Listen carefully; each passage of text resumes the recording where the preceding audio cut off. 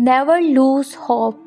Just when you think it's over, God sends you a miracle. There is no teacher greater than patience.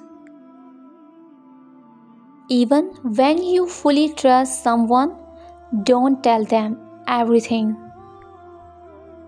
Silence is the language of God, all else is poor translation.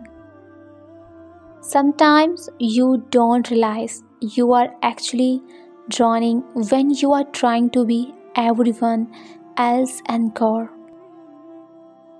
I is the simplest letter and the smallest word in dictionary.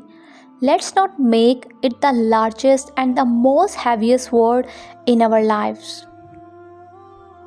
Sometimes your heart needs more time to accept what your mind already knows. Life's biggest tragedy is that we get old too soon and wise too late.